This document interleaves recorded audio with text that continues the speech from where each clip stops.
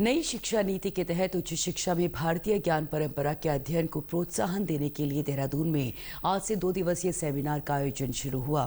DAV college में आयोजित इस सेमिनार में भारतीय ज्ञान परंपरा के अध्यापन और अध्ययन को लेकर मंथन किया गया।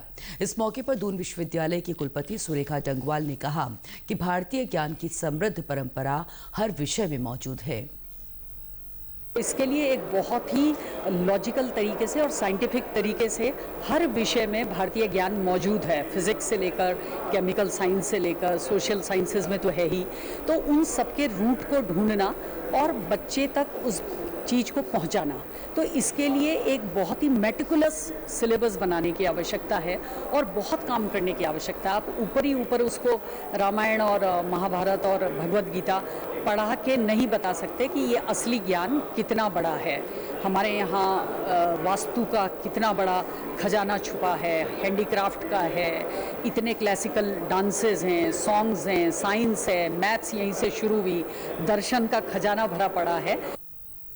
सेमिनार में शिक्षाविदों ने युवाओं के साथ भारतीय ज्ञान परंपरा के तहत विभिन्न विषयों पर जानकारी साझा की। यूकॉस्ट के निदेशक दुर्गेश पंत ने कहा कि भारतीय ज्ञान परंपरा हजारों साल पुरानी है। इस परंपरा को पाठ्यक्रम का हिस्सा बनाकर इसका संवर्धन करने की जरूरत है। भारतीय ज्ञान परंपरा अपने आप में एक बहुत ही विशद और विराट विषय है और हजारों वर्षों की परंपरा को हम किस तरह से अपने सिलेबस का हिस्सा बनाएं, पाठ्यक्रम का बनाएं, जिससे हमारे छात्र उसको जानें, शोध छात्र जानें और दुनिया के लिए एक समाधान का रास्ता निकालें। तो ज्ञान का संवर्धन तो करना ही है हमने। इस मौके पर डीएवी कॉलेज के प्रोफेसर डॉक्टर प्रतिमा सिंह ने कहा कि सेमिनार का उद्देश्य भारतीय ज्ञान परंपरा पर फोकस करना है।